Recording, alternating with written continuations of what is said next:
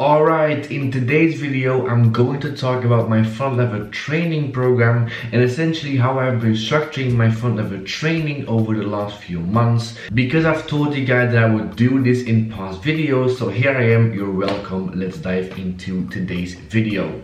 Now, this is how I personally structure my weighted pull-up training. There definitely are more than one ways to skin the cat, but this is personally what I've been doing over the last few months. This program uses wave periodization, works in blocks of 3 weeks, and is a program that is really trying to volumize. So essentially trying to build up your workload as the weeks progress. And I'm training my front lever twice a week in this training program. So if you're following an upper low or a push-pull leg split, training your upper body twice a week, this program can definitely be absolutely ideal for you. And you can pretty much do this right before you do your upper body or your pull workouts. But with that being said, let's dive into the actual program. Now, I'm first of all going to talk about the first workout of every single week, since that is the workout that is the most important and when the vast majority of the overload is going to happen. So we are at week 1 and pull workout 1. What I would like you to do is take any progression that you're currently working on. I would definitely recommend you guys to take one that you can hold for at least 5 seconds and test how long you can actually hold that progression. Then take 2 seconds away from that and then do that for 3 sets. And just to give you guys an example, let's take for instance the band assisted half lay front lever. If I can hold that for 7 seconds max, I'm going to do 3 sets of 5 seconds in this workout. The reason you take away 2 or 3 seconds of your max hold is to simply allow yourself to complete 3 straight sets on that progression. And that is essentially everything for the first workout of this training block, and I'm going to talk about accessory exercises more later on in this video. And now let's talk about week 2 and week 3. Essentially what we're going to do in week 2 is you're going to do the exact same progression for the exact same amount of time, but you're just going to add in 1 set. So in week 1 we did 3 sets of X seconds. In this week we're going to do 4 sets of the exact same hold duration. And we're going to do the exact same thing on week 3, once again adding in 1 more set. So doing 5 sets of whatever seconds that you could do in week 1 of that certain front lever progression.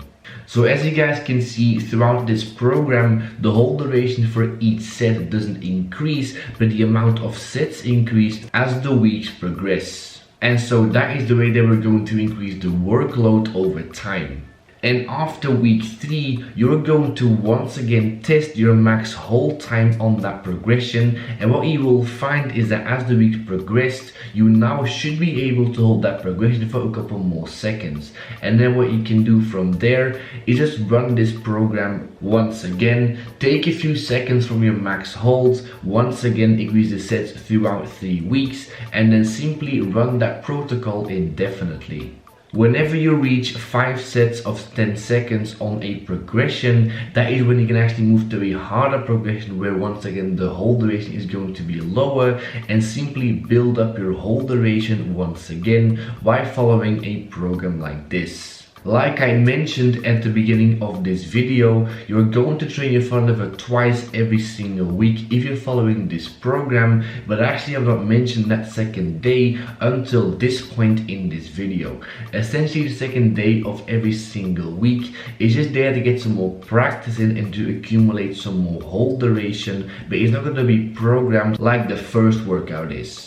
So what you're going to do on this second workout is you're just going to do 3 sets of a random progression, but the very important thing is to actually keep these holds very comfortable, because you don't want to fatigue yourself unnecessarily during this second workout. I personally use this workout to do a very easy progression, but to work on form and to work on alignment, doing sets of 8 to 10 seconds roughly on a very easy progression, really focusing on things like glute activation during your front lever, which actually is quite important and you can only practice when you're doing easier progressions. And now let's talk about any accessory work when you're trying to go for your front lever. Now so far we pretty much only talked about static progressions, which actually should be your main focus when trying to learn the front lever anyway, but you can add in any dynamic progressions if you really want to. So you can do some front lever row progressions to supplement your static holds,